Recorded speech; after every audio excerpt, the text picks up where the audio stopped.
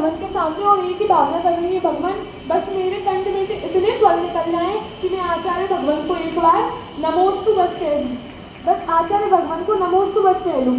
वो आचार्य भगवान को देखती रही, रोती रही। आचार्य भगवान की अचानक उन पर दृष्टि गई और जैसे आचार्य भगवान समझ गए उनकी मन की पीड़ा कि उनके मन में क्या पीड़ा है, उन्होंने उनको कहा कि आप जाइए इस तीर्थ में जितने भी मंदिर हैं आप उनके दर्शन करके आइए।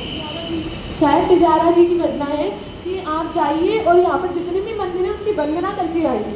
ठीक है, तो वो जाती है और आंखों में से अश्रु धारा प्रवाहित है और वो वंदना करती है। वंदना करते हुए एक ही भावना कि भगवान, मैं इतने बड़े साधक के सामने से, धरती के भगवान है, साक्षात महावीर है, उनके सामने से आ गई और मेरा पाप कर्म कितना उदय में था कि उन्होंने नमोस्तु तक नहीं कह पाई।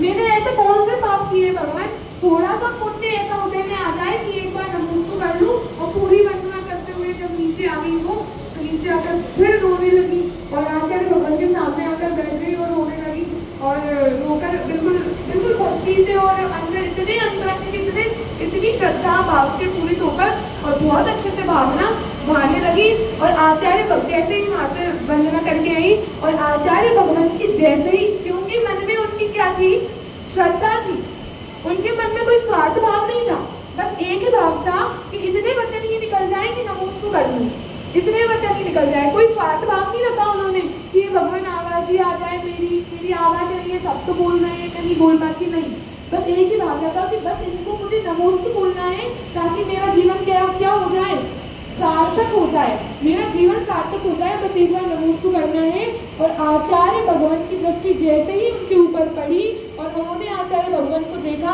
और तुरंत उनके मुख से नमोस्तु निकल गया, तुरंत मुख से नमोस्तु निकल गया। ये चमत्कार ही है साक्षात। किसका चमत्कार है?